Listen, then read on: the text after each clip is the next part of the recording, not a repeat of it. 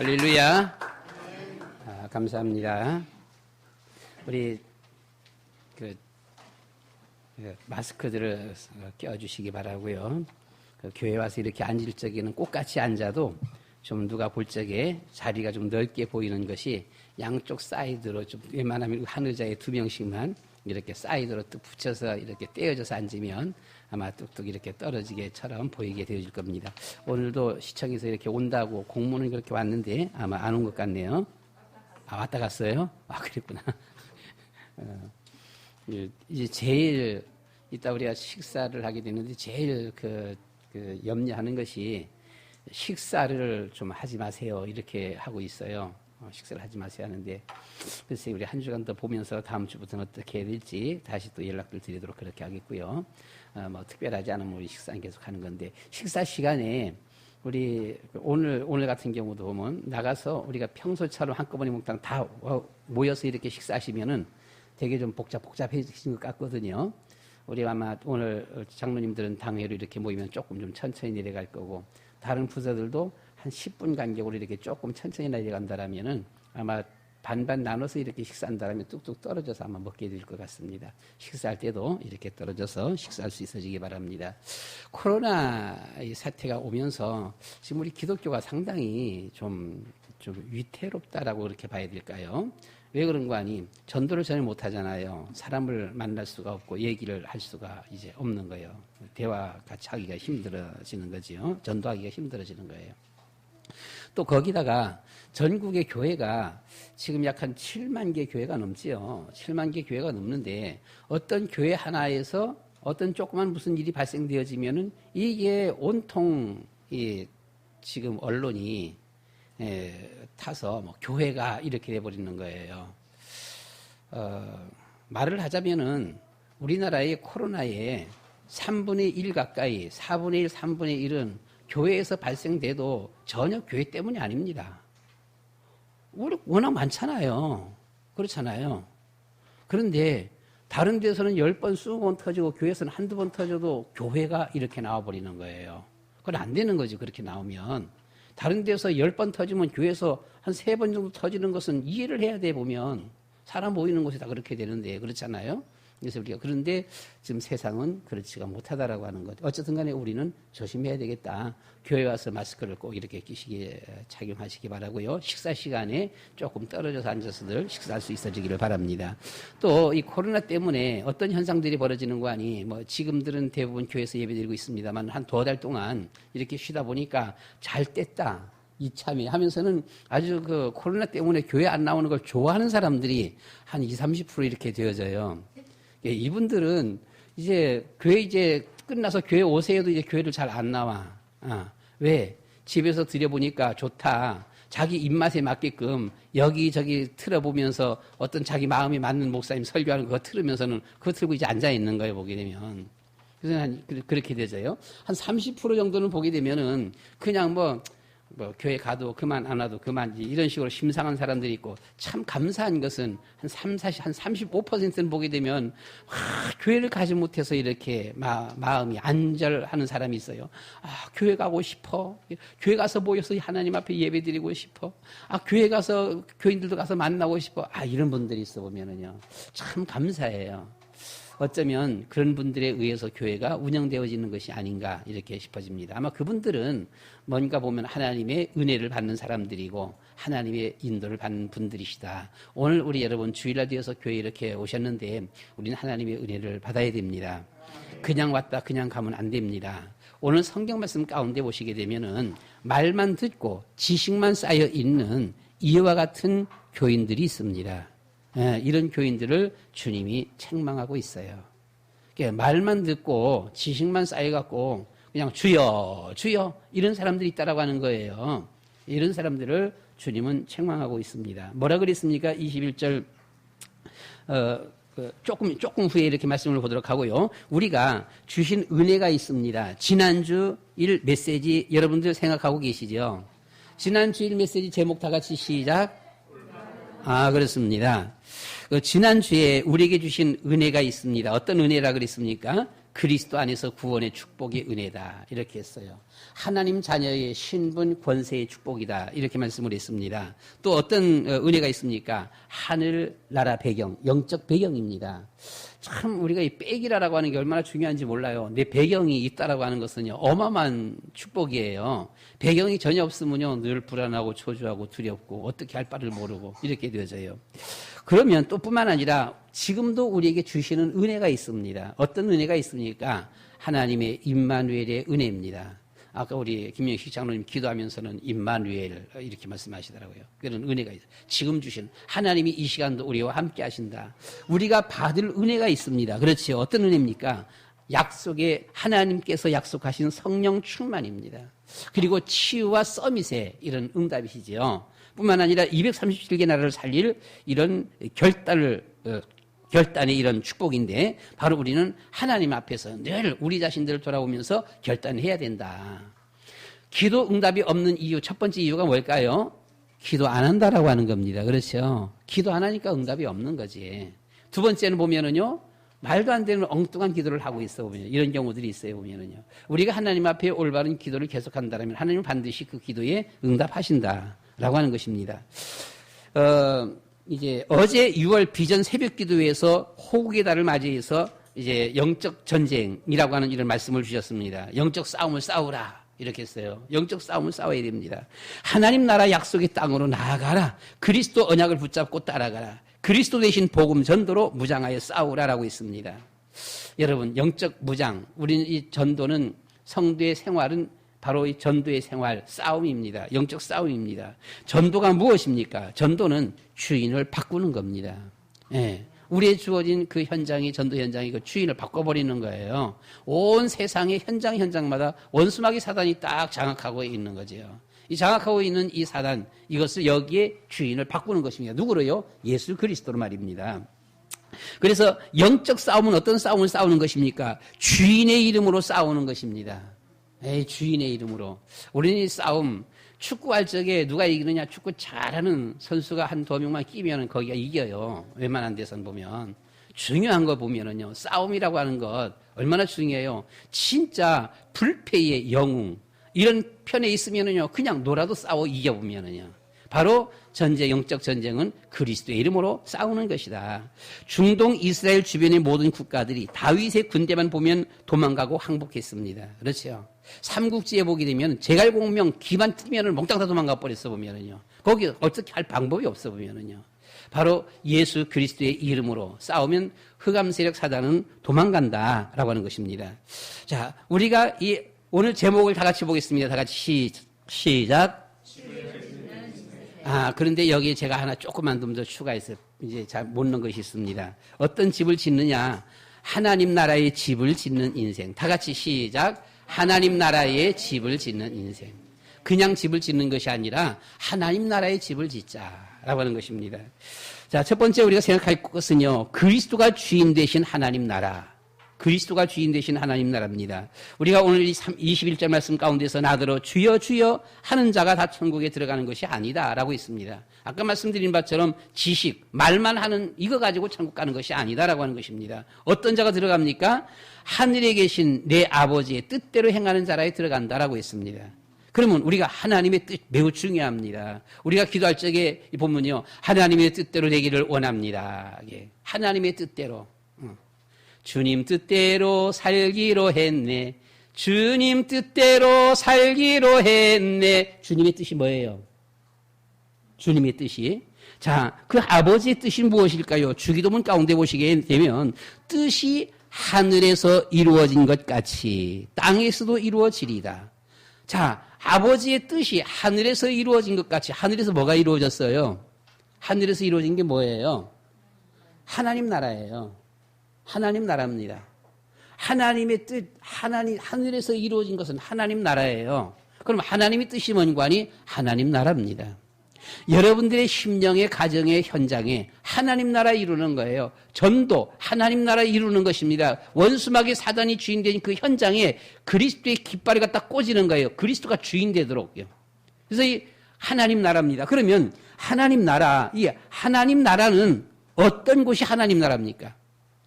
말씀드린 바처럼 그리스도가 주인된 곳이 하나님 나라예요. 지옥이 어딥니까? 죽어서 지옥 가는 것도 지옥이고요. 원수마귀 사단에게 잡혀서 휘둘리는 것도 그것도 지옥이에요. 우리 하나님 나라는 그리스도가 주인된 곳이 하나님 나라다. 그러면 우리가 우리의 심령 속의 가정에 우리 가운데 그리스도를 정말 주인으로 모신다라면 그것이 바로 천국이다. 하나님 나라다. 우리 심령 천국 그렇게 하잖아 보면요. 가정 천국 그렇게 하잖아요. 어디가 가정 천국입니까? 그리스도가 주인된 가정. 어떤 심령이요? 그리스도가 주인된 심령이죠. 그래서 이 하나님 나라는 그리스도가 주인되는 나라입니다. 이사야 9장 6절 7절 말씀 가운데 보시면 그리스도는 기묘자다라고 했어요. 기묘자는 상상을 초월하는 초월적인 능력과 성품의 소유자라고 말을 합니다. 아주 우리 사람들의 생각을 초월하는 초월적인 이런 분이에요. 이런 능력자, 이런 성품을 가지신 분, 그분이 바로 기묘자 그리스도입니다. 이 그리스도는 기묘자요 모사라라고 했습니다. 모사는 조언자를 말합니다. 최고의 우리의 모사는 우리의 백입니다. 배경입니다. 성삼위 하나님이시죠. 이분이 우리의 모사예요. 전능하신 하나님, 영존하시는 아버지, 평강의 왕이라 할 것이다 라고 했습니다. 그 나라를 굳게 세우고 지금 이후 영원히 정의와 공의로 그것을 보존하실 것이다 라고 했어요. 자, 이와 같이 기묘자, 모사, 전능하신, 영존하시는 아버지, 평강의 왕, 바로 우리의 인생의 모든 문제를 해결하신 바로 선지자, 제사장, 왕 되신 그리스도입니다. 모든 문제 해결자입니다. 이분이 우리의 주인 될 때에 우리 안에 하나님 나라가 이루어진다라고 하는 것입니다. 나의 모든 방황이 끝납니다. 이분이 우리의 주인이 되어질 적에 우리의 허물도 끝나는 거예요. 죄 문제도 끝나는 겁니다. 이 그리스도가 우리 가운데 이 주인이 되어질 적에 우리 배후에 역사하는 사주팔자 이 운명을 꽉 잡고 있는 원수마귀 사단이 완전히 깨어지는 것이지요. 도망하는 겁니다. 그 앞에서. 그리스도가 주인 돼버리면 그때부터 염려, 근심, 걱정이 사라진다라고 하는 거예요. 우리 마음에 조급했던 그 마음에 참 평안이 온다라고 하는 것입니다. 그래서 반석, 내가 이 반석 위에 내 집을 지으리라. 주는 그리스도시오 살아계신 하나님의 아들이십니다. 내가 이 반석 위에 내 교회를 지을 것이다 라고 했습니다. 반석은 그리스도입니다. 그 그리스도의 반석 위에 집을 짓는다. 어떤 집입니까? 그리스도가 주인 되는 집이죠. 바로 그리스도가 주인 되는 집. 반석 그리스도 터 위에 이 집은 그리스도가 주인 되는 집입니다. 이 예수 그리스도가 바로 반석이십니다. 여러분은 반석 위에 집을 짓는 사람입니까? 아니면 그리스도도 없고 믿음도 없는 모래 위에 집을 짓는 사람입니까? 반석 위에 집을 짓는 그에게 음부의 권세가 이기지 못하리라. 천국 열쇠를 네게 주리라 라고 하셨습니다. 우리는 두 번째 각자 집을 지어요.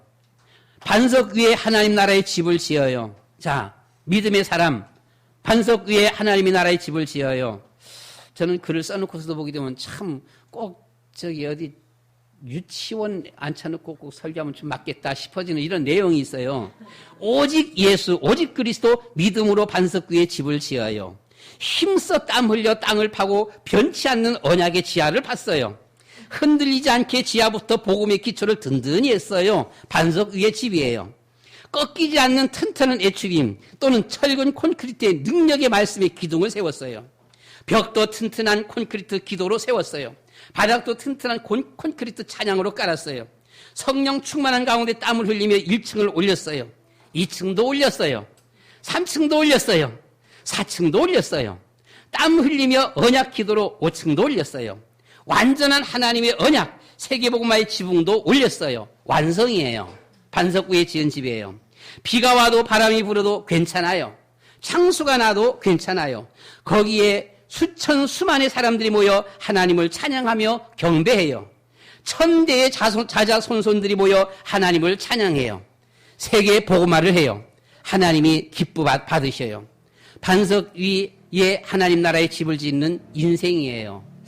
진짜 꼭 유치원 설교 같네요, 보면. 그렇죠? 근데 필요한 것 같아. 우리 사무엘도 들어야지. 저기 사무엘 아니라 다윗도 들어야지. 그죠? 우리 두 번째 보면 모래 위에 집을 지었어요. 세상 지혜로 평범한 모래 바닥 위에 집을 지어요. 세상 경험으로 땀 흘려 부지런히 집을 지어요. 과학적으로 매끈하게 집을 지어요. 세상 종교의 자질을 동원하여 집을 지어요. 선행이라는 아름답게 집을 지어요. 이름으로 아름답게 집을 지어요. 지하 기초도 없어요. 빨리빨리 지어요.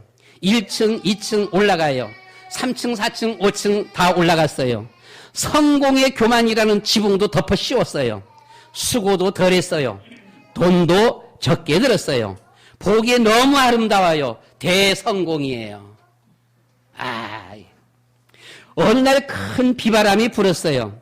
창수가 났어요. 홍수로 집 1층 밑에 모래가 쓸려가요. 아름다운 집이 기울어졌어요. 무너지고 말았어요. 세상에 이럴 줄은 몰랐어요. 그러나 후회해도 소용이 없어요. 평생 지은 집이 하루아침에 다 무너지고 말았어요.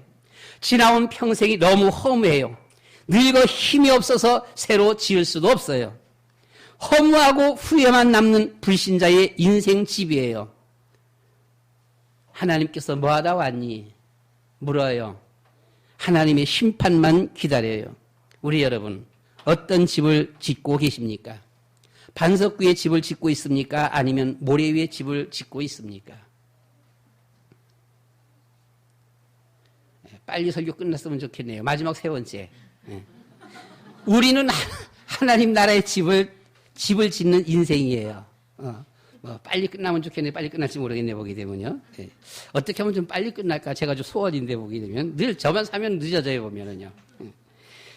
첫 번째 우리는요, 이 큰 세 번째, 마지막 세 번째, 첫 번째 보면, 심령의 하나님 나라의 집을 지어요. 복음화예요. 네, 복음화지요. 저는 감감이, 하나님 앞에 은혜 받기 전에는 하나님 믿지도 않으면서 믿어지지 못했거든요. 믿지도 않으면서 하나님을 참 원망했고요. 하나님이 계시다면 난 원망한다. 안 계시니까 원망 돌아가지도 않겠지만은 원망했어요. 부모님을 참 엄청 원망했어요. 그런데 이제 하나님 앞에 은혜를 받고 나니까 이 모든 것이 하나님의 은혜였다 고백해요. 그저께가 저희 어머니가 돌아가신 지 54주년째예요. 나이 60, 70이 지금 가까워오고 있는데 지금 이제 조금만 있으면 이제 올해 넘어가면 67, 70이 가까워지는데도 어머니 돌아가신 날만 생각하면은 어린 나이 모습으로 돌아가요. 그래서 울어요. 일기를 써요. 일기를 쓰면서 한참 이렇게 일기를 써요. 일기를 쓰면서 그때를 회상하면서 일기를 써요. 울려 그래서 우는 것이 아니라 그냥 눈물이 나요. 예수 믿기 전입니다. 어머니 살아계실 때에. 어머니 예수 안 믿었거든요. 미신 섬겼어요. 옛날에 우리 어렸을 적에는 쪽복음이 있었습니다. 마태복음, 마가복음, 누가복음, 요한복음. 이것이 책자가 돼갖고서는 한 권씩 이렇게 전도용지로 썼었어요. 그러니까 장수는 많지요. 마태복음 전체니까. 근데 그 겉표지에 어떤 표지가 있었는가 하니 예수님이 오병이어의 기적이 있어요. 이 베데스다 들녘입니다. 들녘 쫙 산처럼 이렇게 그려놓고 거기 예수님 계시고 그림이에요. 그냥 예수님 계시고 많은 사람들이 거기에 모여서 예수님 말씀을 들어요. 들으면서 거기서 이제 또 떡과 고기를 나눠 먹어요. 이런 그림이 거기 그려져 있어요. 이걸 보면서 저 교회 다니기 전입니다. 전인데 어떻게 쪽복음이 저희 집에도 하나 있었어요. 이것을 볼 때마다 보면 참 나도 저기 가고 싶다 이랬어요. 그런데 어머니가 정확하게 저는 기억을 잘 모르겠습니다. 그 어렸을 적에 보면 하여튼 1년에 한 몇 차례 정도 1년에 글쎄 정확하게는 몰라요. 1년에 글쎄 한두 차례 아니면 두서너 차례. 제주도는 논이 없습니다. 없다 보니까 쌀밥이 없어요. 진짜 특별하게 부자인 집 말고는 육지에서 수입해서 먹어야 돼요. 그러니까 쌀밥이 없고 순 100% 보리밥이에요. 근데 이제 100% 보리밥인데 이제 명절 때 혹은 제사 지내는 날, 잔치날만 쌀밥. 그것도 쌀이 100% 쌀이 아니에요. 반반, 아마 50% 보리쌀, 50% 쌀 해갖고 이제 이런 쌀밥을 해요. 근데 하여튼 1년에 한두 차례는 보면, 일어나 보면은, 요거보다 좀 전 이 그 공기에다가 쌀밥을 이렇게 딱 해주고서는 제주도의 식사는 커다란 커다란 냄비에다가 밥을 터놓고 뺑 둘러 앉아서 그냥 밥을 떠먹습니다. 거기 이제. 각자 앞으로 가는 것은 국그릇만 있습니다. 국그릇만 있어서는 밥을 따 그냥 국 한 모금 이렇게 먹는 거예요. 그런데 그날은 꼭 이렇게 이런 밥그릇에다가 밥을 해갖고는 쌀밥을, 하얀 쌀밥을, 그거 뭐 1년에 한두 번밖에 몇 번 못 보는 거예요, 보면요. 쌀밥을 이렇게 줘요. 쌀밥을 주면서 그 앞에 위에 꼭 뭐, 요거보단 좀 클라나? 메밀로 만든 꼭 호빵 같은 거, 호빵 비슷해 보면요. 예, 호빵밭이 이렇게 오는 요것을 딱 위에 하나 얹어줘요. 그걸 먹으라는 거예요, 보면. 야, 이게 도대체 어디서 났는지 몰라요. 언제 이걸 만들었는지도 몰라요. 그냥 도무지 저는 몰라고 기억이 없어 보면은요, 어렸을 때 보면. 그냥 그걸 주니까 그냥 이제 먹기만 하는 건데, 근데 그때 내 생각 마음속에 보면 뭐가 떠오르는 거 아니에요? 왜 엄마만 예수님의 베스다 들려 거기 가서 예수님 만나고 고기 먹고 쌀밥 얻어 갖고 왔을까? 나도 좀 깨워서 좀 같이 데리고 가지. 이런 마음이. 근데 저는 어렸을 적에 왜 그걸 물어보지도 못했는지 몰라요. 물어보지도 않았어요. 어떻게 보면 안 물어본 게 참 천만 다행인 것 같아 보면은요. 안 물어본 것이. 물어봤더라면 이게 뭘까요? 틀림없이 어디 뭐 아마 선앙당 같은데 가서 빌고서 가져온 거예요. 제사 음식이 한마디로 보면은요. 그런데 저는 그때는 전혀 그 생각을 못했어요. 못했고, 그래서는 왜 엄마만 갔다 왔을까? 나 좀 깨워주지. 나 좀 데리고 가지. 나 좀 데리고 가서 예수님도 만나고, 말씀도 좀 듣기도 하고, 거기서 또 뭐 얻어먹기도 하고, 뭐 참 좋을 건데 왜 엄마만 가지 하면서는 이런 마음이 있었어요. 여러분, 하나님의 은혜를 받고 곰곰이 생각해보면 그 마음 누가 주신 걸까요? 예수 믿기 전서부터 하나님의 성령께서 내 마음에 그런 사모하는 마음을 주셨다. 저는 그렇게 들어져요. 어머니가 돌아가시고 이듬해 아버지가 돌아가시자 많은 생각들이 들어옵니다. 어린 나이에. 나는 어떻게 살지? 나는 누구하고 살지? 왜 살아야 하나? 엄마, 나도 데리고 가지. 12살, 내 밑에 8살 동생만 남았어요. 12살, 13살 때 동생 하나 이렇게 있고서는요. 8살짜리 동생 이렇게 두고서는 참 어떻게 해야 할지 모르는 거예요, 보면은요. 그때에는 참 하늘을 많이 쳐다봤습니다. 늘 하늘 쳐다봤어요. 그 하늘, 구름 저 너머 쪽에 어머니 얼굴이 꼭 보이는 것 같아요. 꼭 엄마가 뭐라고 말하는 것 같아, 보게 되면요. 그래서 늘 하늘을 쳐다봤고요. 그때 저는 이 밖에 나가서 잔디밭에 혹은 들녘에서 늘 누워있기를 좋아했어요. 누워서 하늘 쳐다보는 거예요. 하늘 쳐다보면서는 저 너머에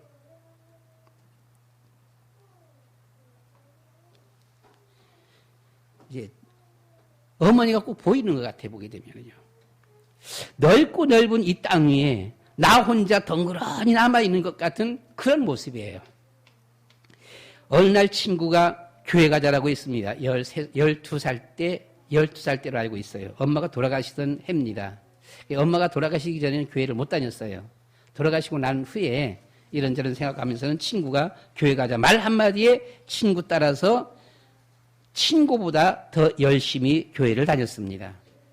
초등학교 졸업하고 중학교 1학년 되면서는 이제 부교사 역할을 했어요. 보조교사 역할을 했어요.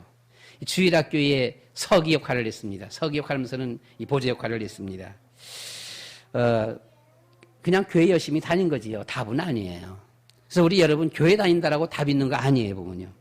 17살 되어지면서 저는 울면서 서울을 올라오게 됐습니다.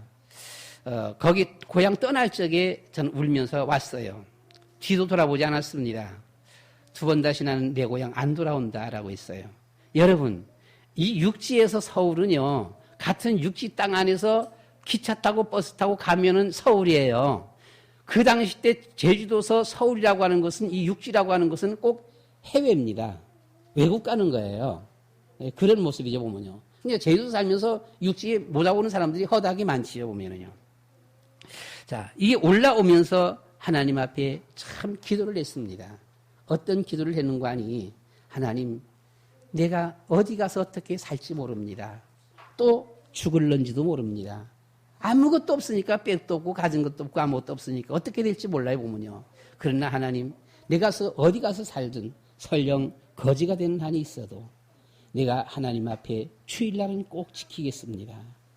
그냥 하나님 앞에 향한 왜 아무것도 없으니까요. 그냥 나의 마음의 소원이에요. 뿐만 아니라 하나님, 내가 어디 가서 거지 노릇하면서 아무리 먹을 것이 없어도 하나님 앞에 11조는 꼭 드리겠습니다. 라고 했어요. 그리고 세 번째 또 기도가 있었어요. 하나님, 나는 부모가 없습니다. 빽이 없습니다. 아무도 나를 보호해 줄 사람이 없습니다. 하나님, 그래서 나는 매일 새벽마다 하나님 앞에 나가 기도하겠습니다. 나를 지켜달라고. 믿음이 없어요. 그냥 어떤 특별한 믿음이 없이도 그런 기도를 했어요. 왜요? 하도 내 자신이 답답한 거예요. 너무 답답하니까 하나님, 매일 그래서 하나님은 나를 도와줘야 됩니다. 이렇게 했어요. 서울 올라와서 1년, 2년 살면서 그런데 믿음이 안 생기는 거예요. 정말 하나님이 계실까? 강의에서도 하나님 봤어요? 아까 이선주 선생님이 묻더라고요. 에스더, 너 하나님 봤어? 하나님 봤어요? 왜 못 봤어요? 아, 그래요. 아까 얘기 들었어요. 하나님은 영이시기 때문에 우리 사람의 눈에 안 보여요. 그러더라고요. 야, 이게 8살인데, 저는 중학교 졸업하고 17살 올라오고 18, 19살 됐는데 서울에 와서도 오면요. 하나님 계시면 좀 보여줘 보세요. 이거였었어요. 하나님이 보여주시지 않잖아요. 보여주시지 않으니까 하나님 없으면서 있는 척 하는 거예요. 따지기 시작했습니다. 보게 되면요. 그러면 보여주시지 못하면 말이라도 좀 해보세요. 말도 안 해요. 하나님 보게 되면요. 그러니까 이게 교회 나가긴 나가요. 나가긴 나가는데 믿음이 안 오는 거예요. 믿음이 안 오는 겁니다. 믿지 못하는 겁니다. 확실하게. 교회 가긴 가면서도 확실하게 못 믿는 거예요. 확신이 없는 겁니다. 다른 방법이 있냐? 다른 방법 없어요. 아마 그때에 어떤 이단이 와서는 하나님 보여줄게 하면서 있으면 넘어갔을런지도 몰라 보면요. 참 하나님 나를 지켜주셨다. 이렇게 생각합니다. 보면요. 심지어 다른 종교라도 아마 보여준다 하는데 아마 따라갔을런지 몰라 보게 되면은요. 근데 그런 것이 없이 하나님은 저를 지켜주셨어요. 다른 방법도 없습니다. 저는 아주 갈급합니다.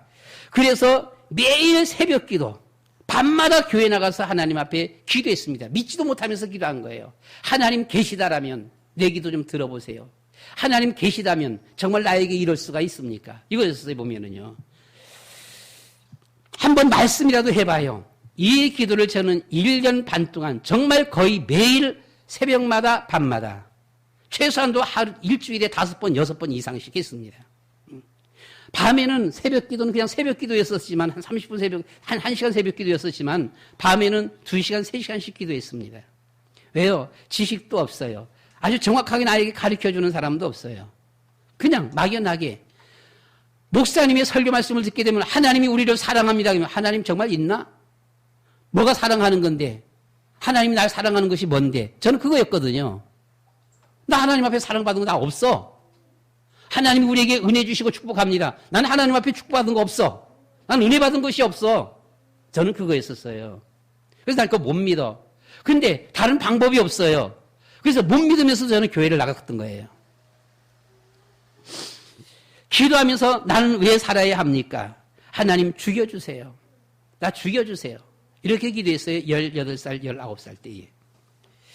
어느 날 내 마음에 하나님의 음성이 들려왔습니다. 하나님이 하도 기가 차셨나 봐요. 1년 반 동안 그렇게 하나님 원망하면서 그런 기도를 하니까 너 왜 그러니? 이러는 거예요. 저도 역시 대뜸이요. 하나님이시면서 그것도 몰라요? 저는 그랬어 보게 되면요. 그래, 너가 부모 안 계시다고 그렇게 그게 원통하니? 그럼 하나님 같으면 안 그러겠어요? 그랬어요, 보면요. 이때 하나님께서 내가 너의 아버지가 되어주마. 저는 18, 19살 될 때까지도 보게 되면은요, 세상의 부모님들은 안 돌아가시는 줄 알았어요. 누구에게 부모님이 있다, 영원히 그냥 부모님 계시는 줄 알았어요. 저도 부모님 돌아가시기 전까지는 어머니, 아버지는 영원히 계시는 줄 알았어요. 근데 어느 날 보니까 돌아가셔 버리는 거예요. 그러나 다른 사람들을 바라보면서는 쟤네들은 어머니, 아버지가 있네? 그냥 생각에 영원할 줄 생각되어져 보면은요. 하나님께서, 야야, 너 친구들의 어머니, 아버지 20년, 30년 더 못 산다. 다 죽는다. 나는 죽지 않거든. 내가 너의 아버지가 되어주마. 내 마음에 들려오는 하나님의 음성이었었어요. 그때부터 제가 아버지 그랬어요.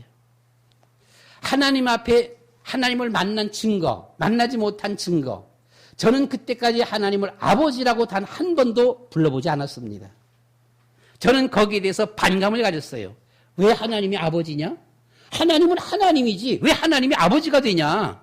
저는 그거였었어요. 그리고 하나님은 신인데 나는 사람이고 어떻게 신이 사람이 아버지가 될 수가 있냐? 인간적인 생각이에요. 믿지 못되기 때문에. 그래서 저는 하나님 아버지라는 말을 해보질 않았습니다. 이 하나님의 음성을 듣고 나서부터 그때부터 저는 하나님이라는 말보다는 아버지라는 말을 더 많이 씁니다. 아버지 그런 거죠. 하나님이 아니에요.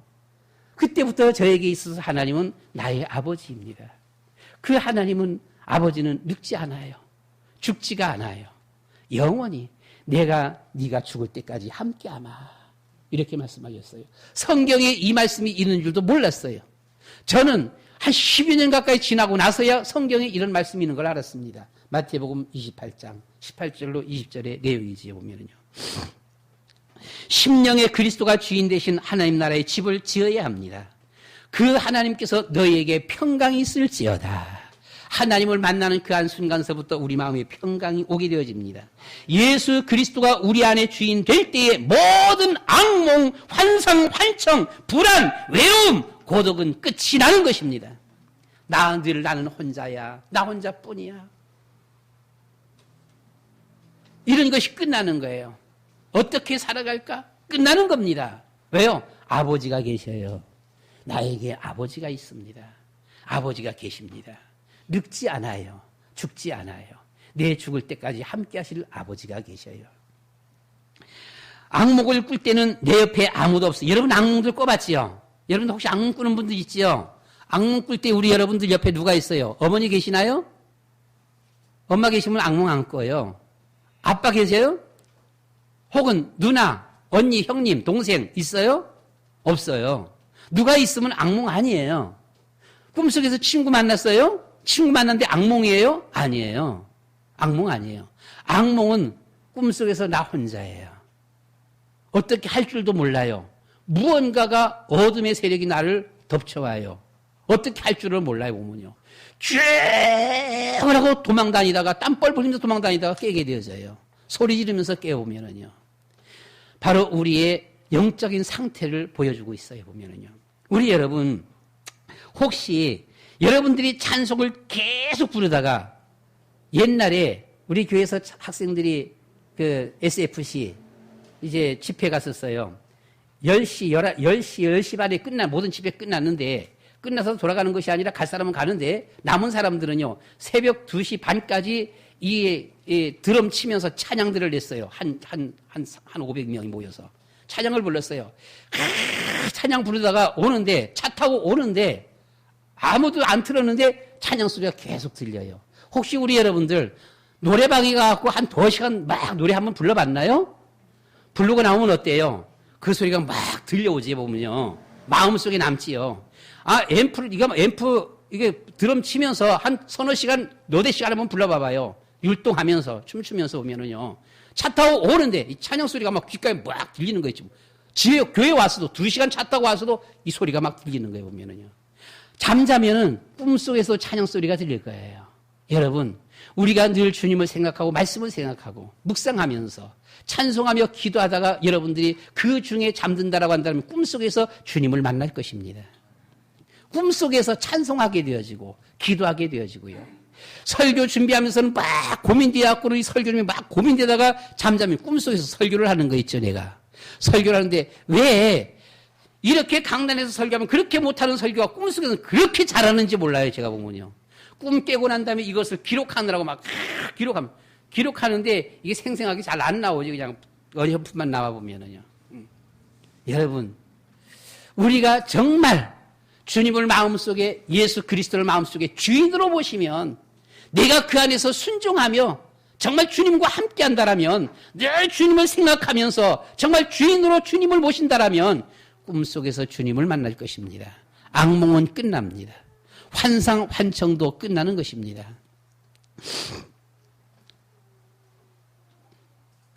정신 다른 곳에 팔리면 악몽에 시달리고 나아가서 환상, 환청에 시달리고 나아가서는 감당하지 못합니다. 모든 무당들이 시달리다가 무당이 되는 거 있지요.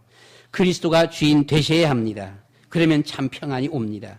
가정에 하나님 나라의 집을 지어요. 가정에 하나님 나라의 집을 지어야 돼요. 마태복음 10장 12절로 13절 또 그 집에 들어가면서 평안하기를 빌라.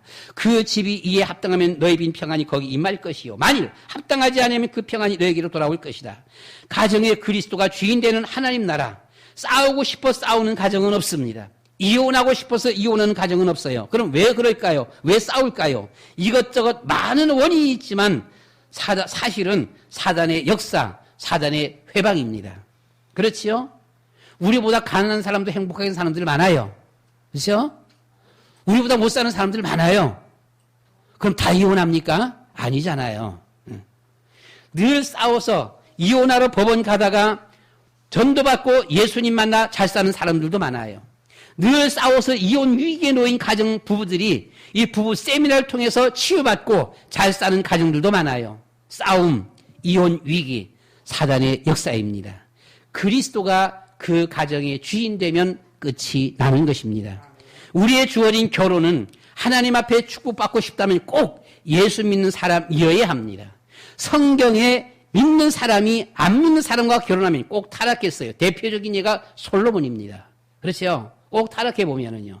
특수한 경우가 있어요. 안 믿는 사람. 누굽니까? 룻과 라합입니다. 그러나 룻과 라합은 그때는 안 믿었지만 하나님 앞에 예비되어져 있는 사람입니다. 바로 믿음의 사람들이었었어요, 보면은요. 그렇다면 우리가 결혼할 때에 처음 만날 때는 이 남자가, 이 여자친구가 예수 안 믿었는데 나를 사귀면서부터 나보다 더 열심히 교회 나오기 시작해. 나보다 더 열심히 교회 충성해. 1년 지났는데 결혼하기 아직 안 했는데 결혼할 무렵 때쯤은 나보다 믿음이 더 좋아. 상관없지, 결혼해도 보면요. 그렇잖아요. 그걸 안 믿는 사람이 아니죠. 믿는 사람이지, 보면은요. 그러니까, 진짜 안 믿는 사람, 결혼했어도 안 믿어보면은요. 결국은 인생 실패하게 되어지는 것입니다. 그래서 우리는 정말 믿음의 사람과 결혼해야 된다. 저도 결혼할 때 보면은요. 교회에서 가만 보니까 제가 청년회장을 5년이나 했거든요. 그러니까 한마디로 개척교회 청년회장 5년은 저에 의해서 청년회가 세워졌고 저에 의해서 그 청년회가 자랐고 성장했어요. 그 청년회가 남전도회보다도 더 힘이 있었고 여전도회보다도 더 힘이 있었습니다. 그 개척교회 때에. 그러니까 저의 제 역할이라면 안 되겠고요. 하나님께서 그렇게 하신 건데요. 하여튼하고 그렇게 했습니다. 처음에 한 5년 동안. 이렇게 하다 보니까 모든 청년들 한 20명 이상 모든 청년들 많은 청년들이 있었어요. 그런데 가만 보니까 어떤 한 사람이 교회 열심히 살다시피 해보니까 보면요. 믿음 괜찮다 싶어졌어요. 보면요. 근데 보니까 참 기도도 많이 해요. 누구보담도. 괜찮네. 뿐만 아니라 아주 삶 자체가 보면요. 깔끔해요. 깨끗해요. 이야, 괜찮다. 그래서 청혼했어요. 개척교회 하면은 참 교회를 아름답게 잘하겠다. 교인들이 오가면서 참 좋아하겠다. 그래서 그것이 바로 에베네셀 교회 사모입니다. 그래서 결혼했습니다. 여러분, 우린 믿음을 보고 결혼해야 됩니다. 네, 믿음을 보고 결혼해야 하나님께서 기뻐 받으시겠지요. 가정에 그리스도가 주인 되신 하나님 나라의 집을 지어야 합니다. 여러분의 가정에 그리스도가 주인 되도록 그 집을 지어야 돼요. 현장에 하나님 나라의 집을 지어요. 직장, 나의 학교, 사업, 불신자와의 동업은 결정적인 순간에 꼭 잘못됩니다. 그러니까 불신자와의 동업은 아닙니다. 동업은 믿는 사람과도 잘 하지 말아야 되는 것인데요. 특별히 불신자와의 동업은요, 결정적인 순간에 잘못되어요. 본인은 몰라도 사단의 조종을 받기 때문입니다. 불신자와의 사귐, 이 친구, 동업, 결혼은 아닙니다. 그냥 나의 삶 속에서 한 번씩 잠깐 만나고 그냥 헤어지는 이와 같은 경우지, 불신자와의 친한 친구, 사귐, 아주 끔찍한 이런 친구, 사귐, 내가 끌려가는 거예요. 결코 좋은 거 아닙니다. 절대로 좋은 거 아닙니다. 그런 친구는, 세상 친구는요, 불신자의 친구는 사귀지 마세요. 사귀지 말고 그냥 내 필요 따라서, 이제 저 운동 갈 때 보게 되면 운동은 다 불신자들입니다, 보면. 내가 운동하기 위해서 나가는 거예요. 그냥 운동하고 불신자하고 같이 운동하고 그냥 오면 그만입니다, 보면은요. 거기서 더 이상 막 친구 막 가깝게 할 거 없어, 보면은요. 결국 그렇게 하면 거기 빠지는 거예요. 이 불신자와의 동업, 결혼 반드시 실패한다. 사업에 그리스도가 주인이 되어야 합니다. 어떤 성이나 마을에 들어가든지 그 중에 합당한 자를 찾아내어 너희가 떠나기까지 거기 머물라라고 했습니다. 민족의 하나님 나라의 집을 지어야 합니다. 우리나라의 고구려 신라 백제 미신 따라서 지형을 보며 나라를 세웠어요. 마귀가 역사했지요. 나중에 신라와 고구려는 불교의 터위에 나라를 세웠습니다. 사단이 역사했습니다. 조선은 유교라는 터위에 나라를 세웠습니다. 바알세불이 역사했어요. 그 결과 5,000년 우리나라의 역사는 가난과 저주였습니다. 그렇지요? 이건 증거잖아요, 보면은요. 대한민국 기도로 재헌 국회를 열었습니다. 참 감사한 일입니다. 자유민주주의 속에 기독교 입국론이라는 믿음의 터위에 나라를 세웠습니다. 정말 놀라운 일이에요. 성령의 역사 속에 하나님께서 축복하셨습니다. 세계에서 아무리 한국을 와서 한국의 경제를 배우려고 해도 몰라요. 일본은 기술을 가르쳐주지 않습니다. 한국은 기술이 아니에요. 한국은 하나님 나라입니다. 그렇잖아요. 다른 나라에서 우리나라 저 서울의 조선호텔 와서 이렇게 와보고 밤 되면은요, 너무너무 놀리는 게 있잖아요. 호텔 그 높은 층에서 밑에 딱 서울 시내 바라보면요, 온 곳에 빨간 장미가 피었어요. 이게 도대체 뭐냐? 보니까 몽땅 다 이 교회예요. 십자가예요, 보면요. 와, 이게 도대체 이게 뭐야? 이게 천국인가? 아니, 교회가 저렇게 많다니. 여러분, 높은 호텔에서 서울바닥 한번 봐보세요. 얼마나 십자가가 많은지 보게 되면요. 이거 완전히 천국. 이게 천국 아니냐? 이게 하나님 나라 아니냐? 이렇게 말을 했다라고 합니다, 보면요. 여러분, 지금까지 대통령, 국회의원이 참여하는 조찬 기도회, 대통령이 성경 위에서 취임 선사하는 나라는 우리나라와 미국밖에 없어요. 모든 국회, 청와대, 관공서, 군부대, 경찰서, 학교, 기업 등등의 교회 또는 조찬기도회, 학교마다 CCC, 미션클럽 또는 산업선교회 등이 있어서 하나님께 예배 기도로 한 주간을 시작했어요. 그래서 하나님께서 응답하시고 축복하셨습니다. 아멘. 외국인은 이 하나님 나라를 가르쳐줘도 몰라요. 안타까운 것은 이 복음 기도 운동이 지금에 와서 퇴색하고 있다라고 하는 겁니다. 이건 계속돼야 돼요.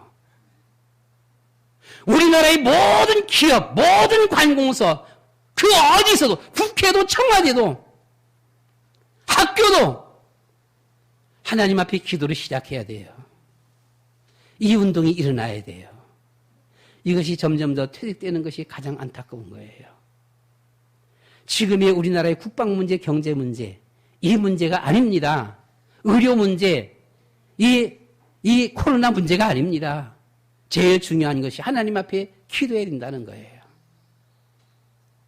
이것이 지금 퇴색되고 있다라고 하는 거예요. 너무나 가슴 아픈 거예요, 보면은요. 하나님, 이 나라의 주인은 예수 그리스도 되신 하나님 당신입니다. 마지막까지 이 나라의 주인이 되시옵소서. 뿐만 아니라 세계의 하나님 나라의 집을 지어야 해요. 위에서 기도하는 자가 쓰임받아요. 세계적인 대재앙 코로나, 세계적인 대복음 운동, 하나님께 기도해야 하지 않을까요? 모든 족속으로 제자를 삼으라. 세계복음화 하나님이 주인된 집을 지으라라고 했습니다. 이스라엘의 전염병이 심해서 7만 명이나 죽었습니다. 다윗이 아라우나의 타작마당에서 하나님께 제단 쌓을 때 하나님 나라 그리스도가 주인 될 때에 이 재앙이 그쳤다라고 했습니다. 사무엘하서 24장 25절이죠. 말씀 마칩니다. 그리스도가 내 심령의 주인입니다. 주인 되셔야만 합니다. 그리스도가 우리 가정의 주인 되어야 합니다. 그리스도가 나의 주어진 직장 사업 현장의 주인 되셔야 합니다. 그리스도가 이 나라의 주인이 되어야 합니다. 코로나가 문제가 아닙니다. 그리스도가 전 세계의 주인이 되셔야 합니다. 내가 어디를 가든지 무엇을 하든지 나의 삶에 주님이 주인 되시옵소서. 주님이 주인 될 때에 하나님 나라가 이루어지는 거예요. 하나님 나라의 집을 짓자. 오늘의 나의 주인은 누구였습니까? 오늘 나의 현장, 여기서 나의 주인은 누구였습니까? 선교 현장, 직장 현장의 과연 주인은 누구십니까? 교회 예배 시간에 나의 주인은 과연 누구입니까? 그리스도가 주인 맞습니까?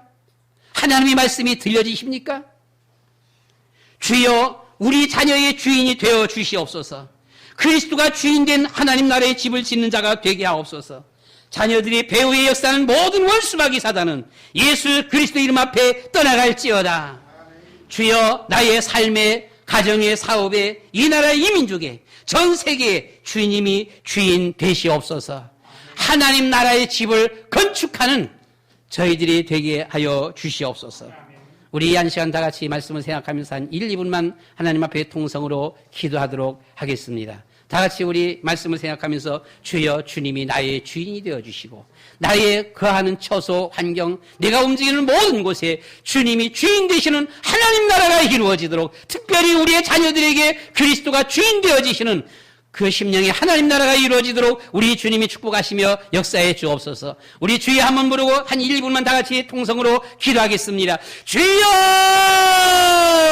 사랑이 많으신 아버지 하나님, 주는 그리스도시오 살아계신 하나님의 아들이십니다. 아버지 하나님, 그 누구나 하나님 나라가 되어지기를 원합니다. 천국에 우리가 소망을 두며 천국의 배경 속에 걸어가기를 원합니다. 우리의 삶이 천국의 삶, 하나님 나라의 삶이 되어지기를 원합니다. 우리의 심령이, 우리의 자녀들이, 우리의 가정이, 우리의 모든 삶의 주님의 기업들이 하나님 나라가 되어지기를 원합니다. 그 하나님 나라는 그리스도가 주인 되는 곳이 하나님 나라입니다. 심령에, 내 사업에, 우리 자녀들에게 주님이 주인 되신다라면 그곳이 바로 하나님의 나라입니다. 주여, 성령으로 저희 위에 충만케 하여 주시옵소서. 성령으로 저희 위에 충만케 하여 주시옵소서. 주님께서 우리에게 영원한 주님이 주인 되어 주시옵시고 모든 가정과 삶의 현장에 주님께서 주인이 되어 주시옵소서. 우리 주님께서 우리의 모든 후대들, 자녀들에게 주인이 되어 주시옵소서. 하나님 나라의 축복을 누리는 우리의 삶이 되게 하여 주시옵소서. 모든 흑암 세력, 어둠의 세력들은 그리스도의 이름 앞에 완전히 결박받고 떠나갈지어다. 저주와 멸망의 세력들은 그리스도의 이름 앞에 완전히 결박받고 떠나갈지어다. 주님께서 홀로 영광 받으시옵소서. 감사합니다. 예수 그리스도의 이름으로 기도드리옵나이다. 아멘. 사랑이 많으신 아버지 하나님, 우리의 심령 속의 가정에, 우리의 후대들 자녀들에게, 나의 주어진 학교 현장, 사업 현장에 주님, 주인, 그리스도가 주인이 되어지기를 원합니다. 특별히 이 나라 이민족구에 주님께서 영원히 주인이 되어주시기를 원합니다. 성령으로 충만케 하시며 주님이 역사하여 주시어서 주님이 영광 받으시옵소서. 그 어디나 내 주 예수 모신 곳이 하늘나라라고 했사오니 우리의 삶의 현장이 궁궐이든 초막이든 삶의 현장이 그 빈들이든 그 어디든 예수 그리스도를 모신 그 한 곳이 하나님 나라라고 했습니다. 하나님 나라의 집을 짓는 우리의 인생 되어지도록 주님이 축복해 주시옵시고 특별히 우리 자녀들을 위해 성령으로 충만케 하시며 주님이 영원히 주인 되어 주시옵소서. 배후의 역사는 모든 흑암의 세력들은 그리스도의 이름으로 완전히 결박시켜 물리쳐 주시옵소서. 주님이 영광 받으시옵소서. 예수 그리스도의 이름으로 기도드리옵나이다. 아멘.